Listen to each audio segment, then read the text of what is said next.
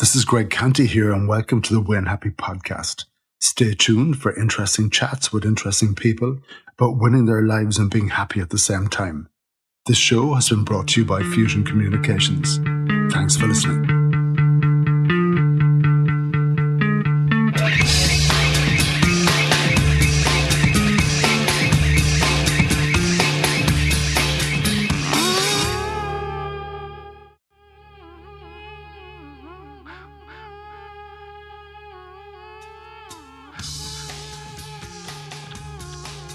On today's podcast, I chat with Andy Mackin, the CEO of the Mackin Group, a global company headquartered in Cork. When trials with Torquay United didn't work out the way he had hoped, he was delighted to join the Irish Navy and serve for 21 happy years. The retired Andy, at just 39 years of age, started his own health and safety consultancy, and with an ethos of hard work and customer service, door after door opened, and he now runs a huge global business. Andy chats about his core values, the wisdom of treating people well, his ambition, and what is possible with the right attitude. Let's hear from Andy.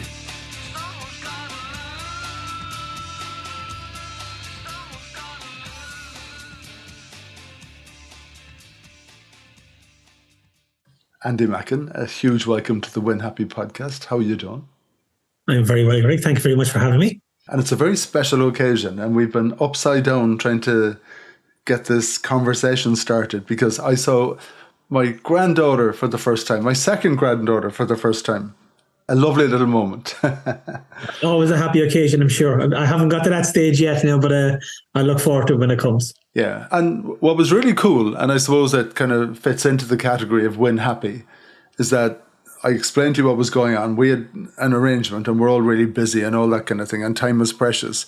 But when I said to you what it was, it just, yes, not a bother. It's important that we make time for those things, isn't it? Oh, absolutely. I mean, if we don't make time for those things, Greg, what do we make time for? Jim Rohn would always say life's about experiences, and that's a huge experience in anybody's life. So I think the minor things that we overlook sometimes are sometimes the biggest and most joyful experiences that you can have. So I would be always open to those kind of little nuances in life for sure, you know. Yeah, and I'm going to share a little workplace story with you, and it's a personal story. Maybe it can be part of our conversation about how the workplace has changed down through the years. And it's when my daughter was born, you know, the very daughter that's just after bringing a granddaughter into the world. The day after she was born, I rocked up to work. And obviously this is a long time ago, thinking it'd be pats on the back all round from the different people there. And one of the other senior managers, I was the financial controller there, and one of the other senior managers came over to me and said, "You're in big trouble with the boss." I'm like, "What are you talking about?" I believe the baby was born yesterday, or maybe 2 days ago. So the meeting that we had yesterday, you could have come to it. And that meeting happened to be up in Limerick. And are you out of your head? So there wasn't one word of congratulations from any of the team. A day or two later, I did meet my boss, who blew the ears off me for not making the management meeting. And I said, "But you know, we had a baby just the previous day, and I needed to be around to mind my son." And that wasn't good enough. There was no congratulations, no nothing. And me being me, I effed and blinded him and told him in no uncertain terms that I put this place first all of the time. But this is one of these occasions where you can take the job and shove it up your tailpipe. And that was the workplace, and that's how maybe sometimes we were treated. Now, maybe that was an unusual story, but I do think when it comes to guys in the workplace and the role with parenting, maybe it was a little bit like that, and a lot of things have changed. So anyway, Andy Mackin, you're CEO of the Mackin Group. An interesting story to tell, and I'm going to leave you tell that story. So my first question is, your early life, where did you grow up? I am a Dundalk man, so I grew up in Dundalk, Greg, the eldest of 8 children, 5 boys and 3 girls, to Roy and Rosaline. And I was there until 17, almost 18 years of age. My first kind of tiptoe out of Dundalk was I had a soccer trial in the UK when I was 18, with Torquay United, now many, many moons ago. And I went across, obviously that didn't work out. I was there for maybe, I think it was about 3 to 4 weeks. And then we were kind of let go. And there was like the middle 80s in Ireland, as you well know, was a bleak time. So there wasn't a whole lot of work, especially in the border towns. So I actually got a job as a silver service waiter in the Grand Hotel in Torquay. So that was probably my first real job. And that's where the story begins, I suppose. And tell me about your mum and dad in Dundalk. What were they doing? My dad, when I was younger, did a bit of everything. Didn't have a whole lot of full-time work. He didn't get, I don't think he got a real full-time job until more or less around the time that I actually got my chance in the Navy. But yeah, a hard worker, worked in all sorts of jobs. But like most parents in those days, both parents worked. I had to make ends meet, and especially when you had 8 mouths to feed, there was a lot of extra bits and pieces that had to be done.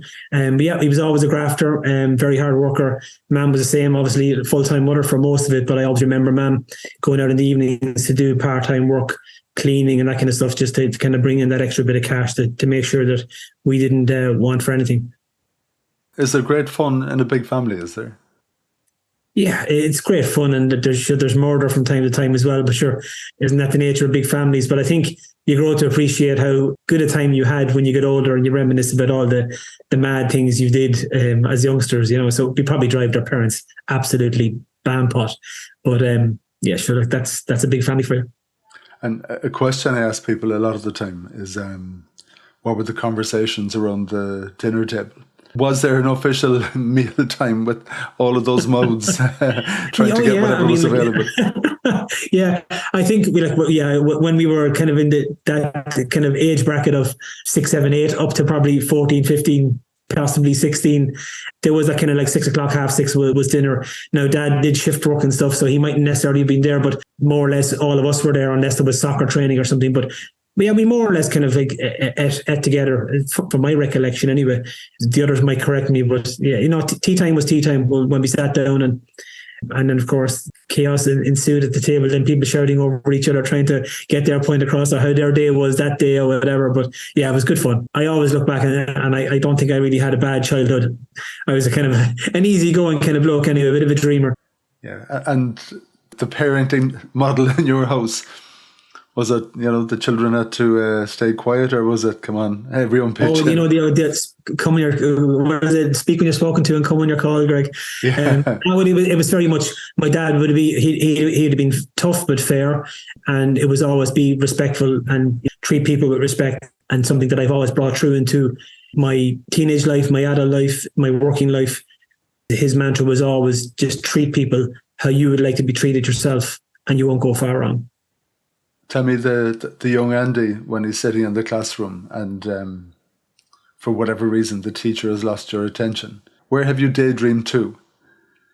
All over the world, space, you name it, I've done it. But yeah, I was a big doodler. I mean, I always kind of sketched a lot. People, like, it's funny, like people in the last kind of 5 or 10 years, you're actually quite creative, but I would have never seen myself as a creative. But when I kind of think back to when I was younger, I was quite a doodler. I was always kind of sketching little things or little drawings of all sorts of things. I couldn't put my hand on my heart and tell you exactly what they were, but I just remember always kind of doodling. Yeah, so it was like that kind of a dreamer. Tell me about the soccer. Who was your team? Well, I'm a Dundalk man, so I'd be a League of Ireland fan firstly, but in England I would follow Leeds United. It was the first game I watched. It was the FA Cup final in 1972 with my dad on an old pie black and white TV. I remember it to this day. And Leeds won 1-0, so I just kind of followed them from then on. Who did you beat? Arsenal 1-0. Alan Clark. Yeah. Yeah. To be fair, the FA Cup was pretty much the only thing you saw live, wasn't it, from a soccer point of view? There was 1 or 2 games. We were very fortunate because obviously being in Dundalk, we were on the border. So we used to get the UTV, BBC One and BBC Two from Northern Ireland. So we had a little bit more variety than certainly some of the guys that I've talked to when I joined the Navy. Was RTE1 and RTE2 was all they had in the early years. I mean, the FA Cup was such a huge occasion then. It was like Wimbledon. It was one of these things that you watched Wimbledon and you played tennis then for the 6 or 8 weeks afterwards before the soccer season started up again, that kind of thing. So yeah, the FA Cup was a huge, big deal. I know it's still a big competition, but it was one of the real consummate kind of competitions that everybody kind of parked the bus and watched on the day. Like, And you're right though, because in those days, Jesus Almighty, you'd watch any sport on the TV. And I'm kind of giggling now at your surname because I'm sure you remember Eddie Mackin as well, do you? I do the horse jumper, yeah. Yeah. Which I've been mistakenly. He said, are you related to Eddie Mackin? I said, no, he's EN and I'm IN. So Yeah. that's the, and I can't jump fences. Yeah. But in those days, we knew all of those characters. And absolutely, yeah. Could you name one horse jumper in Ireland now? I couldn't, and I couldn't name an Ethiopian marathon runner, which I could have at the time. Yeah. A 1,500 meter winner. I mean, like, we knew because they were the only big occasions. Like the Olympics came around, you watched them all. You know, like the FA Cup final, the league winning championship games, Wimbledon. They were huge events in your life at that time. So everybody, like, there was nobody on the street when those were on. I'm sure you remember that. Like, Yeah. It was like you could go anywhere at that time because everybody was glued to the TV. And tell me, how'd you figure out that you were brilliant at soccer and this is going to be your career path? I never thought it was brilliant, Craig. Maybe that was my downfall. I was okay. I was okay that somebody seen something in me to say, look, we'll have a look at him anyway. But when I went over, like, I could see even the standard of the guys that were around me. I needed to be doing probably a hell of a lot more than I was doing to be at the level of some of those guys. But I was 18, so I didn't know any better. But did you think that was your career path, did you? Oh, sure. Look, at that, like when you were 12 in Ireland, all you wanted to be was a professional footballer. Yeah. So I probably circumvented my curriculum activities to thinking I was going to be a world class soccer player, and then realize, oh crap, no, I'm not going to be either. And was that a devastating moment when you were told, yeah, sorry, sunshine, it's not going to be you? No, yes and no. I mean, I was disappointed, but it wasn't the end of the world. Like I said, my younger brother said to me recently. He said, in real Dundalk kind of fashion, he said, because when they're referring to you as a brother, they didn't say brother, they call you our, which is like our fella, you know. So yeah. He said, the one thing I loved about you is you never got upset for too long and you moved on very quickly. So I never tend to dwell in the past too much. If something happens, it happens. If I can't change it, I can't change it. If I can learn from it, I'll learn from it and just move on. It's a great philosophy in life to just not be held back by the past, because it can really hold you back if you let it get inside your head too much. And where does that attitude to life come from? I think from when I was very young. I think I was just a very, from what my parents said, a very just kind of joyful, kind of happy-go-lucky kind of fella. Like I always tried to be nice because that was drilled into us, and I think people were genuinely nice back to me. I had no kind of opinion of the world really, other than if you're good to the world will be good back to you. Like, and of course, then karma and the universe and all that kind of stuff comes up in your later years. But I just think, I think I was always kind of just a happy-go-lucky, kind of just try and get on with everybody, and life will be, if you keep it simplistic, it doesn't get too complicated then. Yeah, and we think about business and everything else and all the knowledge that you need for it and all the specialist skills that you need for it. I think what you've just described is pretty much the number one skill set that you need to be in business. Well, I think, again, my father would always say, excuse my French, he would always say, like, you don't have to be an arsehole in business to be successful. But a lot of guys in the 80s and 90s and even early 2000s felt that the strong arm was the way to go. And we've seen in recent years, Greg, that it's totally not the way to go. So I just feel like if you're nice to people in business, it reciprocates back in spades. And along as well as doing a good job, you know what I mean? If you do a good job and do it well, then the service and the relationship, they just go hand in hand then. It's funny, Andy, that you're saying that, because again, back to that example of the place where I was working, it was a sign of you were management material, or you were going to become a good boss. If you could be cruel to people, if you could feck someone out of it, if you could scream and roar at someone, if you could be really hard with someone and show very little empathy or emotion. That was nearly the formula for being a good boss at the time, or the image or the picture that a lot of people thought it was. Yeah. And I told you my little experience. Remember the same guy, he wanted me to fire someone And he had just fallen out of favour with her. Great girl, absolutely great girl. And this was my task now. I want you to get rid of her. And it didn't happen in the end. That was probably down to me. I thought, this is bullshit. That was unfair. That shouldn't happen. She was doing a good job. But it was like a sign of weakness on my part that I couldn't do this deed, you know. And it was a proof of your, and not your manhood, but your management credentials. It was nearly like a badge of honor, Greg, that you had to have by doing things like that, which is just nonsensical to me. Oh, and always was. I never understood people being cruel to people for the sake of being cruel, to make a point or to show a position of strength. I just never got that. So from passing the ball around the pitch in Torquay, you were now passing around the cutlery. What was the name of the hotel? The Grand Hotel in Torquay, and it's still there today, actually. I looked it up recently on hotels.com. It's actually still there. But I had many, many, many happy days and memories from my kind of, I think it was about February time, and I ended up coming back to Ireland that November then to join the Navy. So the guts of 9, maybe 9.5 months there, and I really did have a fantastic time. But I learned a huge amount about people, which I think in life, that's what the world is about. It's about people and how you get on with people and how you understand people and how you can work with people and how not to work with people, because you can pick up certain things.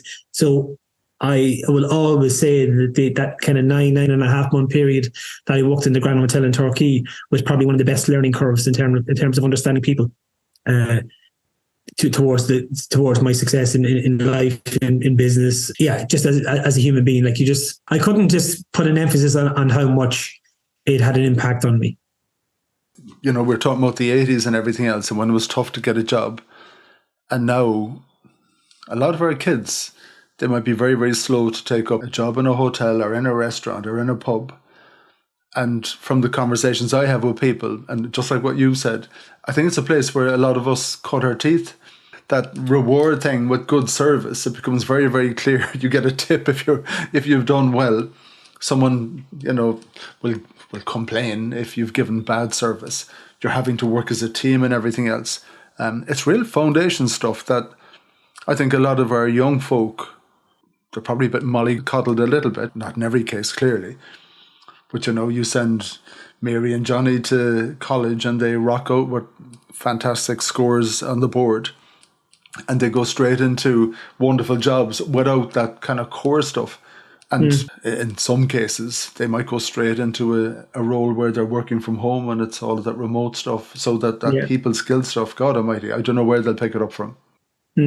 Yeah, I do think that the young people have missed an awful lot in that, because I think those early years when you're expected to go into the office, the little quips that you hear or the little nuances that you get to understand, they're missing that by working remotely. So I do think the hybrid model is good in the sense that they are getting to spend some time in the office now, but anybody who's fully remote, I kind of feel sorry for them a bit, because maybe they will learn it in time, but I think it's nearly like, I think you kind of related to earlier on, that it's in that kind of time period where you're going along. So between the ages of 18 and 22, you're in college, 22 to 25, you're in your first job and you're learning. And I think that 22 to 25, 26 is a critical time for any young person in the workplace, because you do learn all the little nuances. You do learn who's what and where's why and what not to do and what not to say. Or even if you have a question, somebody can just lean over the desk to you and say, oh, listen, try Control C or whatever. Whereas if they're at home, they're setting up a meeting. When's Andy available? He's not available at 3:00. So they're waiting like most of the day to ask 30-second question that can be answered in 10, that kind of a way. So those little things, I think they're missing big time. Yeah, and that tradition of heading out for a drink when it's someone's birthday after work for an hour or two, and developing relationships with your colleagues and realizing that getting to know them a little bit on a personal level stands to you in a work context then. And if you take all of that out of it, all of those soft things that are so important. So the Navy, how in the name of God did that come about? The Navy is a great one, Greg. I actually, when I was 12 or 13, Greg, I seen a movie, a John Wayne movie actually. He was the skipper of a U-boat. And the cutting scene at the end was the U-boat sailing across, dark sky, moon in the background, the water glistening. And I was kind of saying, God, wouldn't that be really cool? And then obviously the seed was just planted and never thought anything of it again for a while. And when I was 17, there was an ad in the paper. They were looking for recruits for the Irish Navy. So I applied for that, and I didn't get it that time. And then the following year, subsequently, when I was heading for 18, it came up again. But the fact that I was on the list, they actually wrote out. So I was in England working in the hotel at the time. And I remember one of the guys came home that I was staying in the house with. He said, Andy, your mum rang the hotel. You have to ring home. He has a message for you. So I said, okay. So out the door, across the street into the old phone box, the A and B button, dial home. Hey, ma'am, you were looking for me. She's, yeah, there's a letter here from the Navy. You have an interview in Clark's Barracks in the dock in 4 weeks. And I said, oh, okay, great. So look, that was grand. So I made arrangements to go home for a few days and did the interview. And I remember the officer saying at the time, he said, I see you're in England. And I said, yeah. And I said, I am. But I said, I really want this. So he said, I'm excited to see what's next. And he said, well, look, we're going to be making decisions on this batch of recruits fairly quickly. So you might be called in the next kind of 2 or 3 weeks. And I said, look, that's fair enough. No problem at all. So I went back to England and I was working away for another 3 or 4 weeks. And Jerry from the house said, your mum rang the hotel, ring home. So I said, rang home Friday evening. Ma'am, what's the story? She goes, you have to be in St. Bricken's Hospital on Monday morning. And I goes, which Monday morning? She says, next Monday. I said, ma'am, it's Friday night. I said, I have about £40 in my pocket. I said, like the ATM, there was no ATMs. We all had checkbooks at that stage. And I said, how am I going to get to the dog? And she goes, look, if you want this. So I said, okay. So that was fine. I was doing a line in Torquay at the time. And I remember ringing up Vanessa and said, listen, I'm after getting the Navy. I'm going to be going home. She goes, oh, in a few weeks. I said, no, in the morning. So I got a bus from Torquay to London.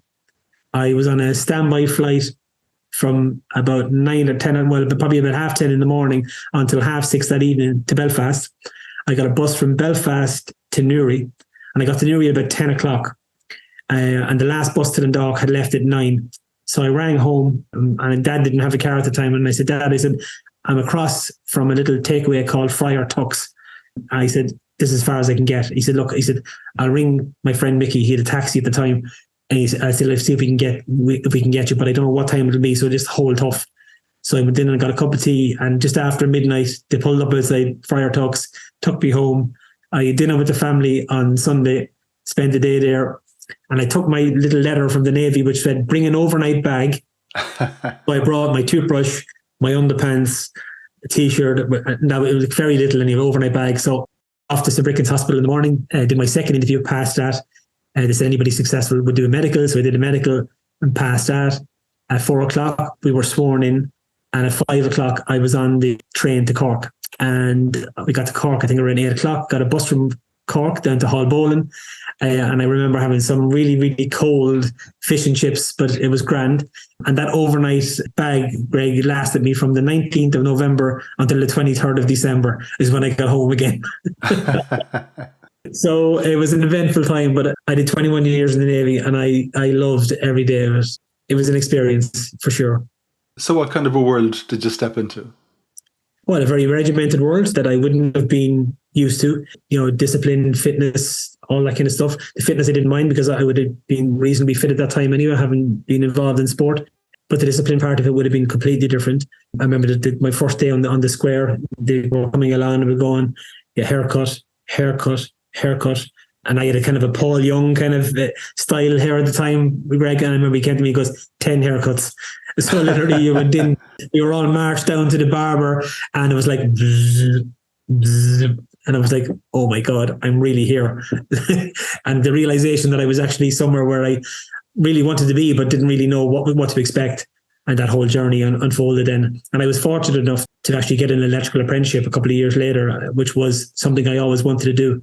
I had applied to a lot of places when I was 16 for a trade in the dock and never got the opportunity.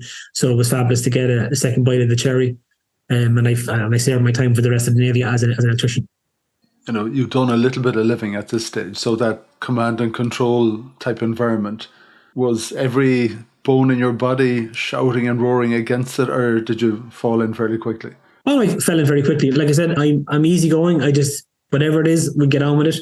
I'm sure I was probably disgruntled and gave out and annoyed and threw a few F's and lines here and there, but by and large, that was the environment you're in. So, and it wasn't all. I mean, we had some great times as well, and some fantastic trips. But I think, again, people I've met, guys that I were at their 21st, I was at their anniversaries, their weddings, their christenings, their communions, confirmation. You just grew up with these guys, and they became integral parts of my life growing up. So the camaraderie that I had with a lot of those guys, I still have to this day, and we meet up regularly just to catch up and see how everybody else is doing. So now it was probably one of the most positive experiences I had in my life, and probably something that I just needed at that time just to get me on the straight and narrow back into something kind of structured and something more regular in terms of I had money every week. I could start saving. I could send money home, which I did for a long time.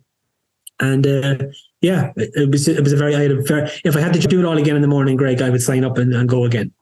When you look back now at that time, what were the best things that you did in that job? We were involved in everything. I mean, we were involved in drug interdiction. You were involved in environmental controls. You were involved in foreign trips to different countries to represent Ireland as a navy, and you'd receive other navies who'd visit Ireland and stuff. And you'd have inter-country soccer tournaments for these things. Like, we did some cool things, but yeah, we were involved in some hairy situations as well in terms of boarding patrols and stuff like that for illegal fish or like drug interdiction, like I said. But by and large, most of my work would have been as a maintenance electrician, so I'd be just making sure the ship was running, and from changing a light bulb to stripping down a generator, like on a daily basis. You could be really doing anything, Okay, and how did that come to an end? Oh, just 21 years. I always said I would do my 21 years, and at 21 years you can retire. And I just felt at 21 I'd have been 39 going on 40. It was a good time to maybe look at something, doing something differently. I think you're not too institutionalized. You know yourself, Greg, if you're in these kind of environments you're into your late 50s or early 60s, you're coming to your retirement within that organization, and you're kind of institutionalized to a certain way of work and an ethic that you'd find very hard to change. So I just felt that, at 39, I'm still young enough and still hungry enough to go and try my skills at something else and see how I get on. And that's kind of the reason I kind of left. And the boys were younger as well, so I always kind of wanted to be around for them. They had missed a bit. Emmett, my eldest guy, certainly missed me more because I would have been at sea more for him. But Keane came along in 2002. So he would have been only 4 by the time I came out to retirement, whereas Emmett would have been almost 8, heading for 9, and certainly would have noticed me not being around more, whereas I think I was fortunate enough for those last few years when Keane was born to be probably doing a lot more base stuff. So he definitely would have had me more around. So I just wanted to be around for them because they're 26 and 21 now. So they grow up fast. Yeah, and when you were plotting the kind of next step, was that a long process or was it something you did at the end of the 21 years? No, again, the health and safety thing was, I was involved with health and safety with PD4, who are the representative association for the Defence Forces. And they would have been, we would have met monthly, and I would have been up there as the assistant health and safety officer. But I had no kind of formal qualification, and it was kind of like you were just in there to help out the national health and safety officer. So I kind of got in there for a while, and I said, there was guys ringing up looking for some information in terms of, look, we're building an extension in the barracks, what do we do? So I said, look, lads, I'm not 100% sure, but give me half an hour, and I'll come back to you. So I go off and research it and find out they needed signage, Harris fencing, all that kind of stuff, go back and relay all the mess. So I went back to the General Secretary one day. I said, Jerry, I'm giving out information here. I said, but I'm just regurgitating it. I said, it would be nice to know the ins and outs and the legalities of it. So he said, look, go off and see if there's any course there that you can do and come back to me. So I went off, and there was a full-time certificate course at the time being ran in Knifefast in Douglas.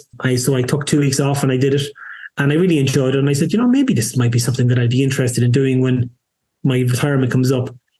I went to a little bit of research about the diploma. So I went back to UCC by night then in, I think it was 2000 or 2001, finished my diploma and said, this is something that I definitely feel like would be interesting. So I spent doing a bit of risk management and stuff in the Navy part-time, like free gratis, just to get my skills and a little bit of experience. And in 2004, I kind of said, you know what, one of the guys had left the year before as an electrician, and he said, Andy, would you have a look at some of our safety stuff, because we're starting to get a bit of work now and we're starting to be asked for documents. So I started it that with just half day here, Greg, maybe Saturday morning. And by the time 2006 came around, probably had 4 or 5, maybe half a dozen clients that I was doing regular enough stuff for, and probably another half a dozen that were popping in and out occasionally. And I remember saying to Marion, I said, look, with the pension, and I said, the few gigs that I have here, I should be able to do a 3-day a week, and I can help out your mother with the kids the other 2 days. And she often, and only recently, and I say this because it comes up very regularly, whatever happened to that part-time gig you were talking about? Because it just kind of evolved, and I got a little bit busier and a little bit busier. And then, it went on a whole different trajectory then in the business world. So from a business point of view, what does the Navy equip you for? And what does it not equip you for? Do you know what I mean? Going from that institutionalized thing, cut and thrust of business. I think what it definitely brought me was the discipline and resilience that I definitely needed through the economic crash in 2008.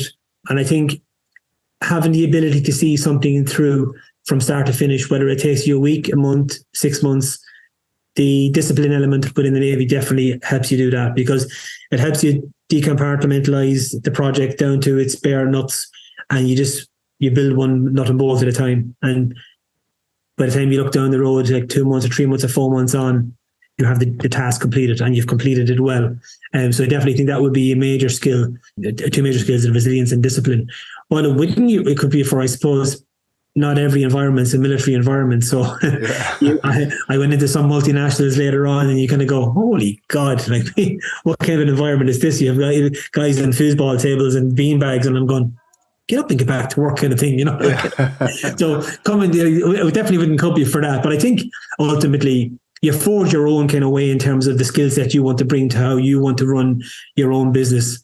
And that sets your own theme for the culture that you want to kind of instill in your own company as your own company grows. So mine was very much, look, let's go in, let's do a good job. If we don't know and we can't do it, put your hand up. Nobody puts their head in the sand, because I think that accomplishes nothing. And I think clients have way more respect for you if you just tell them, I actually don't know how to do that, but I can find out, or I can get somebody that we can partner with that I know can do that. They appreciate the honesty and transparency. So I think those kind of skills you learn as well, like just go in, get it done, do it well, and move on. And as I said, like the ones that you're not equipped with is just like getting to understand different work cultures that you just wouldn't be used to. And the cut and thrust of business, what did you enjoy most about it? I think serving the client in terms of doing a good job, and for them telling you that you did a good job before you finished up. Or the ultimate compliment would be, listen, I've told Greg Canty about you. He needs a health and safety guy. Would you go down and have a chat with him? That to me was always the ultimate compliment that you could get from a client. That constant referral that they'd be thinking, who did a good job for us? Actually, Andy Mackin at Mackin did a great job. I'm going to pass his name on to such and such. And we still get that to this day, Greg. Like, people will ring and say, look, you did a job for such and such. He was really happy with you. Would you be able to have a look at some stuff for us? And we relish that. But I mean, the ultimate compliment is that you've obviously done a good job to service that client's needs, and they feel happy enough to refer you. That to me is the biggest satisfaction when you're working. And right across the group now, even on the recruitment side, the same thing. If you're doing a good job, and the ultimate compliment is somebody referring you on to another business, or people speaking highly of you as a company, that to me is that's worth getting out of bed at 5 o'clock in the morning for. Yeah, and I know you started EHS, or the health and safety side of things, in 2004. Yeah. At a time when Ireland was rocking and there was huge demand for everyone's services, and it was amazing. And like ourselves, we all experienced 2008, and that 5 years, I'd nearly say. I would agree. Yeah. Yeah, it was it was nasty. How did you get on at that time? We did okay. We were quite fortunate, but there was a few scary moments in there. Like, we had probably about a 6-week run at one stage on our rent in our building that we were going to be evicted out of the building. And I remember saying to Claire, who's still with us today, I said, Jesus, what are we going to do? And I remember sitting in the office looking out the window in a lost kind of way, going, you've given me this chance. I said, here I am after getting up and going. We've got our first couple of employees. We're doing okay. And then this happens. Like, what do you want me to do? And it was kind of a weird sense thinking, came into my head. And I'd be like big into the universe and intuition and all that kind of stuff. And something said, listen, reach out to your strong clients and ask them, can they pay you early? And I said, okay, let's do that. So we went out to Clarence and listen, let's get on to the top 10 or 15 clients and just ask them, tell them the situation and just ask them, with a small stumbling block of cash flow, if they could pay us early, it would be greatly appreciated. And about 85% of them pay us early, paid the rent, got us in for another couple of months. And during those couple of months, I got an introduction to a company in Dublin who were pricing some work in Cork, and they said, look, we're looking for somebody in the south to price a bit of work. Would you be interested? And I said, I'd be delighted. So I did that, got the job, and it was actually for Photo Wildlife Park at the time. And the guy that actually was managing me for that project for the client, and we hit up a great relationship. We got on very well. He was former army, had spent some time in Hull Rolling back in the late 70s, so he could relate to my stories. And later that year, in 2009, it was like October, it was a Sunday evening, he rang me and he said, Andy, he said, how are things? And I said, Dominic, you ringing me on a Sunday evening now is not good news. I said, what's up? And he goes, well, I have good news and bad news for you. I said, give me the bad news first. So he said, look, I'm leaving Synergy. He said, so I said, I'm moving on. And I said, feck you anyway. I said, look, we're just building up the relationship, we're just getting going. Because I'd done one or two other small little projects with him. And he said, look, the good news is, he said, I'm the new security and safety manager for Google Ireland. We have a need for some health and safety stuff, and you did such great work with us when you were with us. Would you come up and have a look at some stuff for us? And I said, no problem. Yes, please. and that, Greg, was the one single thing that kind of pushed us through the rest of the recession, because that initial project, I think, was probably 3 or 4 grand between doing all the safety documentation, getting all the training in place for the guys that were there in the data center. And we subsequently started auditing their European sites for them. So there was a bit of travel involved then.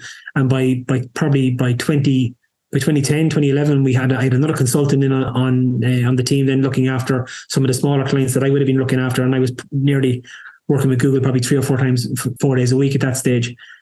So we were so blessed with that opportunity. But again, it comes from, doing really good work for other people, and then having the confidence to say, look, this guy's not going to let us down, and let's bring him along for the journey. And then the other things that rolled on from that were phenomenal. But again, it's all back to that relationships and people and doing good work.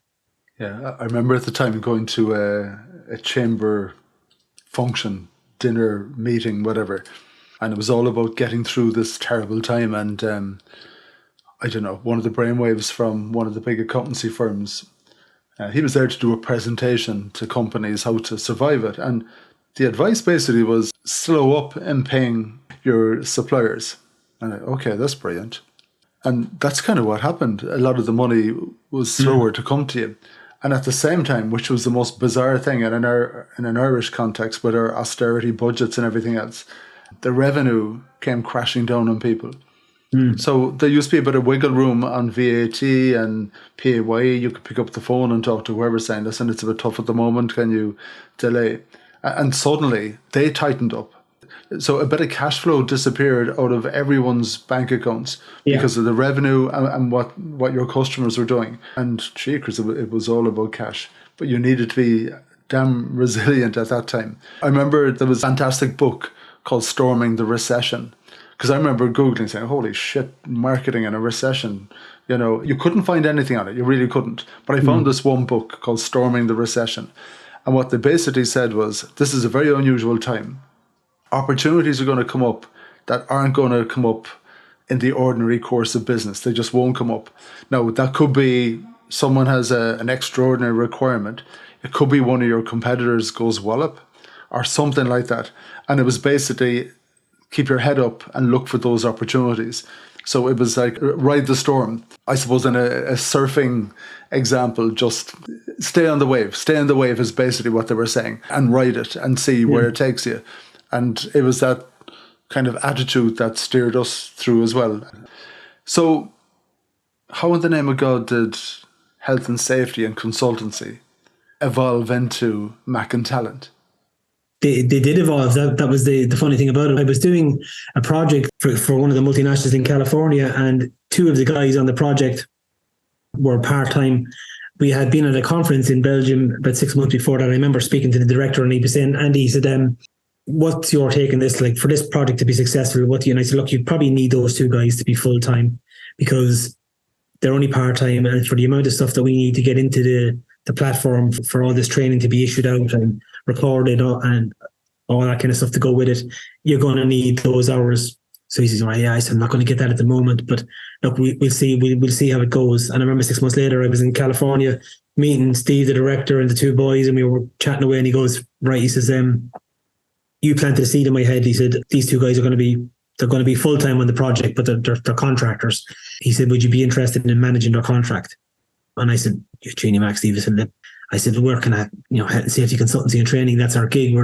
I don't do project management or recruitment or staffing or anything like that. So I said, I don't know. He said, well, look, he said, the company they're with, he said, I'm not very fond of. They're not very fond of them. They haven't seen a manager in over a year, and they're not treated really well. They really respect you and they love working with you. And I think if they thought that you were going to manage their contract, they would wholeheartedly join this project full time, and we get this over the line. So I kind of said, can I think about it? And he goes, look, yeah, no problem. This was kind of first week in December in 2014. So I came back around the 12th of December, and I'm thinking about it for the next couple of weeks. And fortunately that year, one of my younger brothers passed away 2 days before Christmas. And I remember sitting in his house with one of my younger brothers, having a beer in his name, and we're just chatting away. And I was saying, I'm after getting this opportunity. He said, I kind of created it myself subconsciously. And I said, it's now reappearing. And he said, I think I'd like to do it. But he said, like they're over in America and I'm here. It's going to be. And my brother Robert said, bro, he said, if you'd love to do it, he said, do it. He said, I think you should do it. And he said, if Wayne was here, he'd kick your arse if you didn't do it. So I said, feck it, you know what? I said, how hard can it be? It's one of those situations, Greg, where the door opens in front of you. Do you walk through, or do you just close it and go and move on down? And I said, what's the worst that can happen? And then 9 years later, we've got like nearly 270 people in 14 countries doing just under $40 million. So it was a big door, but it was as simple as that. Yeah. So I kind of planted the seed in a conversation that I really didn't think I was planting. I didn't know at the time. And it came around 6 months later, and then Mackin was born. So we took our first 2 employees on in January of 2015. Our third person on in November of that year. And we probably managed 3 people for about 18 months after that. And then I got an opportunity to work with a global facilities manager for a number of large multinational. And he was looking for 3 health and safety people, again, contractors, so they have to be managed by us. So I said, that's no problem at all. And he was so happy with what we did with those 3 guys that he sent another 16 people to us over the next 3 months. So the business transformed overnight when we got that kind of response from Eddie at the time, Eddie Kuchenbaum. So the talent business subsequently became a very big business very, very quickly for us, and morphed the kind of business we were doing in the health and safety, even though that was our core business at the time. And then subsequently we kind of doubled nearly every year after that. It's funny, you weren't in that discipline. You had no background in it whatsoever. No. But your contact in that company spotted something in you that he believed was essential, knowing full well that you didn't have all the other bits and bobs that you would normally expect. What did he spot in you? I think he had worked with me for about 1.5 years at that stage on the health and safety side of things. So I think he knew he was getting somebody that wouldn't let him down. I think he was getting somebody that had a certain work ethic. That you were getting a quality of service that would always deliver for what the deliverables were. We got on really well together. So I think from a relationship standpoint, that was only going to get stronger. And I think it's like the old adage, Greg, know, like, and trust. He knew me well, he liked me, and he trusted me. And I think the guys that I was working with, they got on well with me, and they trusted me, and they liked me. So it was a win-win for both sets of people. He was getting somebody he could trust, and the guys were getting somebody they could work with and liked working with. And then the rest is history, kind of, to put it mildly. Yeah, so it started off managing people who were working in these companies on health and safety. But I know now it's stretched well beyond health and safety, hasn't it? However, yeah, we've gone into lab coordinators, 3D printers, data scientists, process engineers, project coordinators, all sorts of people now, really. Primarily within the tech kind of sector, but we've done a fair bit outside of the tech as well, because a lot of those even tech positions have transgressed into a lot of industries now since, because the way technology is moving. And that must be a fair light bulb moment for you as well, when someone has come to you saying, we're opening the door. And it was really because of your work ethic and your ethos. My skills was in the health and safety. I mean, and maybe my other skills were on how I just treated people, Greg, and how I manage people and how I get on with people. But again, that goes back to my own personal philosophy in terms of relationships matter, which is our number one core value in Mackin anyway. But it was always about, like, just treat people well. Like, don't be bullshitting people. If you can't do something, tell them you can't do it. If you can do it well.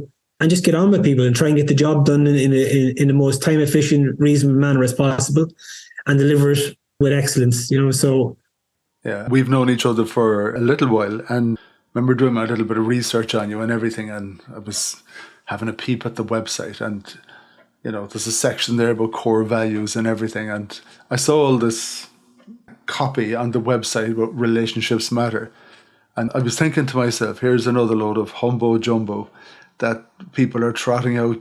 And I think in a way, says he, working in marketing, I think now in business and maybe consumers as well, we treat every marketing message and we kind of run it through a cynical filter. What sort of horseshit now am I listening to here? And the thing I get with you 100%, I got it the time we kind of sat down properly and had a chat. Relationships do matter. And everything that you're saying to me about your dad and the family and everything else, it's seeping through your pores. Oh, well, I'd like to think so anyway. And it's not that, like I said, it does stem back to the family and dad and everything that was instilled in us, but it's just who I am. I mean, I think in life, if you can just be your authentic self, if you can just be you, people will eventually see the true you. And I think what I'd like to hope that when people sit down with me or have a chat with me, they say, oh God, it's like the Run See Lad. It's exactly what it says in the tin, that kind of way. So that's what I would hope anyway. Yeah, and you have your premises in Cork. You were talking about 2008, a few weeks away from maybe we're going to have to close the premises. And now you've got a global footprint. So all of those doors that opened, I think you just quite happily skipped through them. Yeah, I have, and will continue to do so, Greg. Yeah. Was it Jim Rohn always said, if you keep knocking on closed doors, eventually one will open. So it's That's absolutely amazing. Tell me about Greybridge. Yeah, well, Greybridge, we acquired Greybridge last year, mostly because it was a company that we had noticed for a while. Fiona, my CEO, global CEO, had been watching this particular company, and some very similar kind of values in terms of how they work with clients and how they work with their own people. So we dealt with a broker and just to see were they interested in having a chat, and they said they were. They weren't openly looking to sell, I don't think, at the time. But I think once the initial conversation was had, I think the founder and CEO of the company had another interest in terms of business, and everything probably just came at the right time. So we opened up and probably closed about 11 months, maybe 12 months later in terms of finalizing everything and closing the sale. And it was primarily, Greg, it was just going to give us access into a different area of the market that we were looking to move into, which was kind of like the pharma consultancy, digital transformation, AI, cybersecurity kind of the business, which is going to be the growth spurt within the talent sector for the next 15 or 20 years. They're very, very specific kind of role types, aren't they? And I know they're based in the UK. Yeah, based in the UK.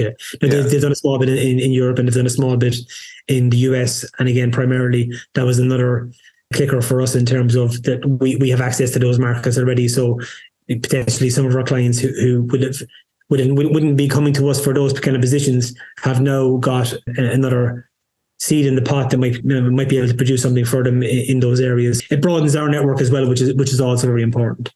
We kicked off the conversation at the beginning of chatting about how work and workplaces have changed down through the years. The whole idea of contingent workers or contractors or whatever, people who rock up to a place for short periods of time or maybe longer periods of time. You're working for a particular company, and in your case, that would be your client. And you're providing them with these workers who go from place to place. that must be quite different for that worker. I imagine if I'm rocking up to Fusion, for example, but I don't work for them, even though I'm spending all day, every day for them. It must be quite unusual for you, and getting that to work effectively. What are the pressures for that individual, and what do you do as a company to make sure that really works? I think the big thing for us, Greg, is when we win a contract with a client, like so, a client will come to us and say, look, Andy, we need 12 positions for this project. It's going to run for initially 18 months or 2 years. We need 2 data scientists, or lab technician, 3D printer, whatever they need. We will scope out the work then in terms of what needs to be done, deliverables that go with it. We'll send that back to the client. They'll formulate an SOW. They'll add in their own requirements of what they need in terms of reporting, metrics, all that kind of stuff. And then we go and source the talent. So we actually employ the talent. We source the talent, employ the talent. So there'll be a Mackin employee contracted back in to the client. So they're working for Mackin. So the big challenge always for us is, how do we instill the Mackin culture into a vendor managed service where you have a vendor worker who's going to be on a project, potentially short term. Now, the shortest terms that we kind of tend to do would be 12 months. Like the vendor managed service model is slightly different than the contractor model, where a contractor might go in for 3 months and then move on to somewhere else. We try and get the vendor service model because there's a bit more longevity in it. It gives a bit more security to the individual who's working there. And a lot of people that come to work for us for those type of roles are coming in to work for a couple of years to get potentially a little bit more experience in that field and area. And subsequently, we have handed over quite a few people in our terms working with these guys, where they've kind of sucked it and seen and said, oh, do you know what? Greg's a great guy. We'll give him a full-time job here. But I'm quite happy with that because, number one, you're giving job security to somebody who came in potentially thought they were only going to be there for 2 years. Number two, they're getting great experience. And number three, the client can see, are they going to be a culture fit within their organization, even though they'll be kind of mimicking the Mackin culture, but is their work ethic right? Can they fit in with the team they're working with? Are they producing the goods on a regular basis? So it's a cheap tool for the client in that they don't have to spend exorbitant fees or additional fees for paying for somebody to get a full-time employee. Like, they don't have to go through that whole going out to an agency, looking at 10 candidates, doing a round of interviews, then another round of interviews. All that time is saved. So we always kind of try and sell it as the suck it and see model, because they are basically having a look at this person and see how they're working, and if they like them, potentially moving them. Not everybody moves across, but people that they think can add more value to the organisation, when they get headcount, they will come knocking and say, look, is there any chance we could? And they'd be very, very respectful in that. They won't just offer them the job. They'll always speak to us first. But again, that goes back to the relationship part of it. So the biggest challenge is making sure they're fitting into the Mackin culture, but at the same time, producing the goods for our client so that we can do a good job for them. Yeah, and what do you do to make sure that that person doesn't feel like they're lost at sea? You know, that I'm neither with Mackin or I'm neither with the client. Because that's important, isn't it? We all want to feel, and in a world of contingent working, and I know that's going to be more and more as time goes on, and contract workers, that human need to feel part of something is huge. Yeah. Well, when somebody comes in with us first, we have a 90-day process where our engagement specialist for that site or that team will touch base with that person at least once a week. And then after the 90 days, then they check in at least once a month.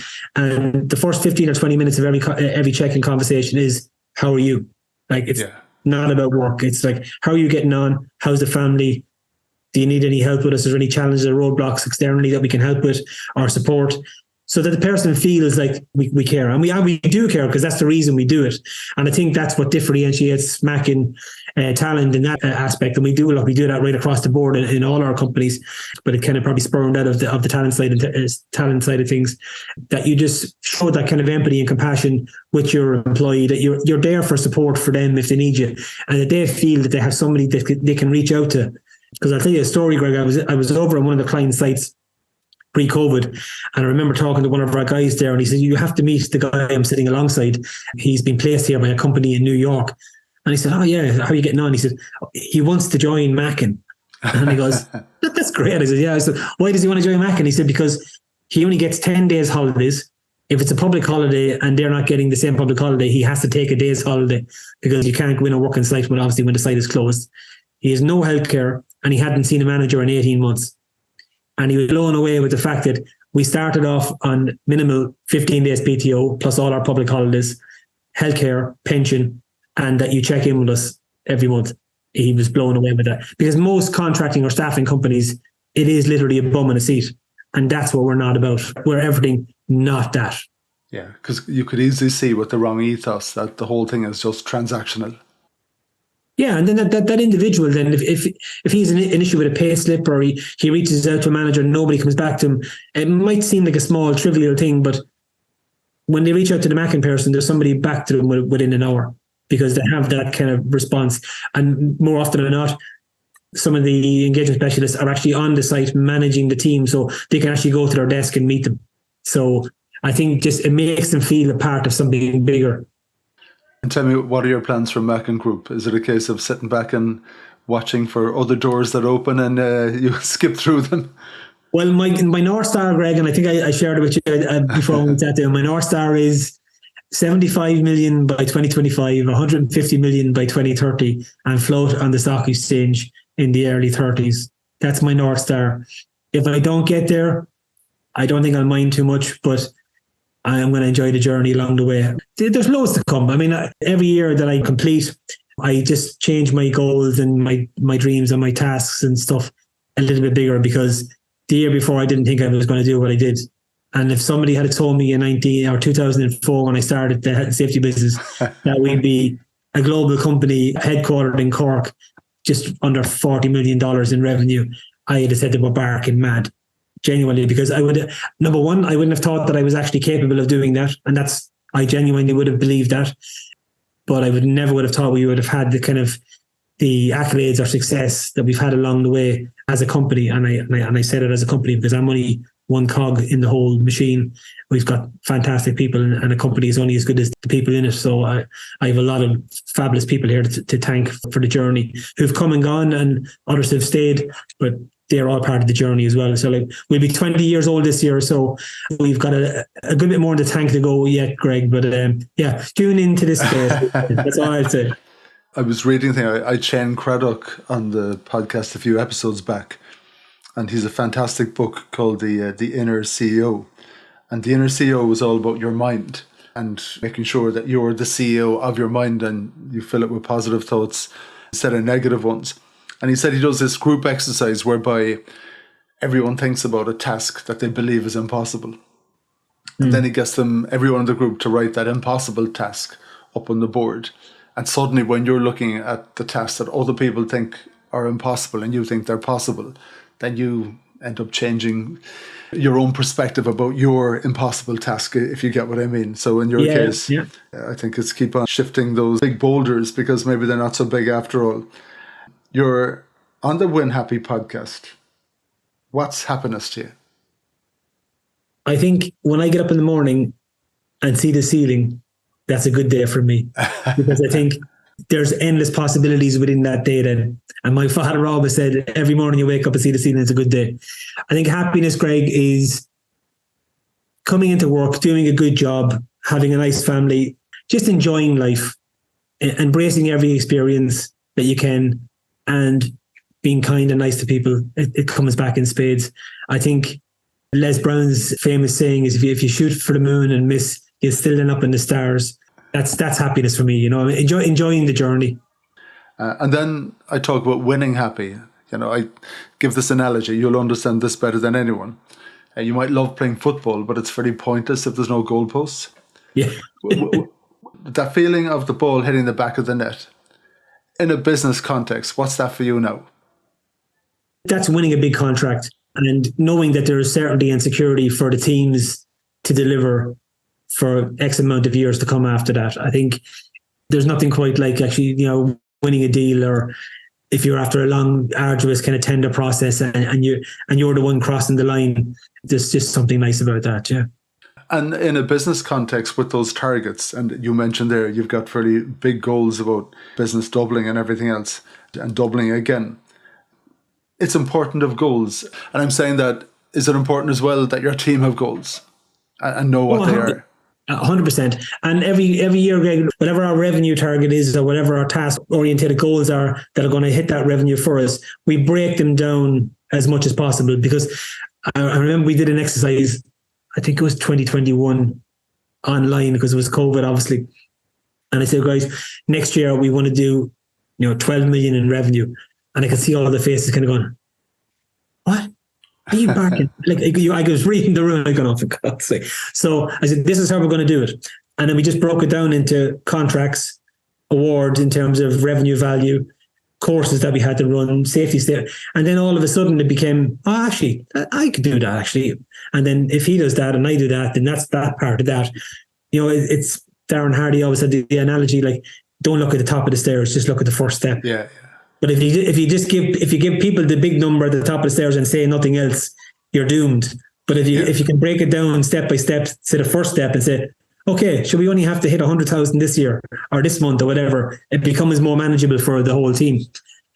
So I think they've realised now when we sit down on an annual basis, and we'll be sitting down again in the next 2 or 3 weeks with the team and say, look, these are our goals for this year, but this is how we're going to do it.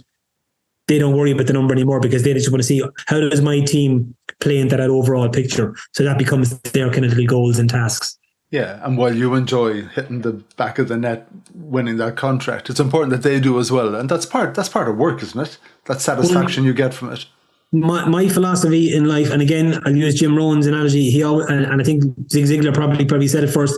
If you help enough people get what they want, they'll help get you to where you want to go. Yeah. Because they'll be doing their own stuff to get what they want, which is part of what you want them to do in the first place.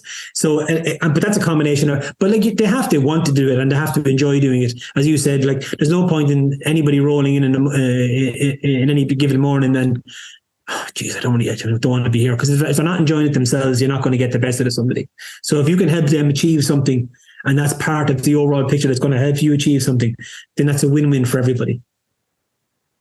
I've one last whopper of a question for you. A whopper. Yeah, an absolute whopper. The best to last. Exactly. What was your best day ever, Andy? The day I married my wife. Cheekers, not a second of hesitation. No, it was probably the single best thing of my life. And I remember a great story on the day, Greg. My wife's name is Marion. So I had done my speech. And I think in most wedding speeches, you'll always thank the bride for having you, and I forgot. So I was sitting down anyway, and everything were all clapping. Said, "You forgot to thank me." So I ran back up to the podium. I said, and I just would like to add, or as Robin Hood said to the Sheringham of Nottingham, when he had a knife in his throat, he said, "Do you love this woman?" And he said, "I love Marion more than life itself." And I could see all the women in the room went, why couldn't you say something like that? So I couldn't redeem myself. But yeah, it was a great day. And one of the best days of my life. Yeah, actually, for my wedding, I remember thinking about the speech part. I said, oh, Christ almighty, here we go. So I jokingly sent messages out to a bunch of my friends asking them, do you have any marital advice? That was all well and good. And you can imagine what you get back. Lots of bravado. Yeah. Lots of bravado and all that kind of stuff. Now, it's a different ballgame when you stand up to make the speech and they're in the room and you call out what they said to you. And there was a lot of boys getting digs and nudges under the table that day, I can tell you. Andy, thank you so much for coming on the podcast. I knew this would be wonderful. And as you say, relationships matter. No, they really do. And thanks very much, Greg. It was a pleasure. It's always nice to be chatting to somebody, but when you can have a bit of a laugh doing it as well, isn't that one of the finer things in life to enjoy?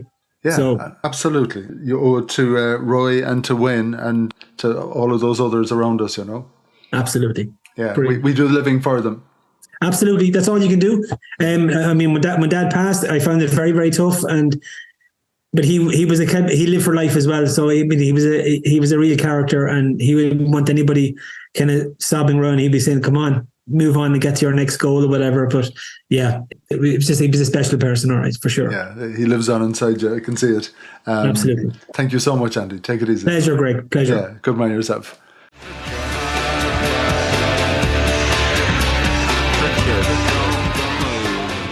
Thank you for listening to the Win Happy podcast, which has been brought to you by Fusion Communications. If you'd like to get in touch, feel free to send me an email at greg@fusion.ie. So until next time, take it easy.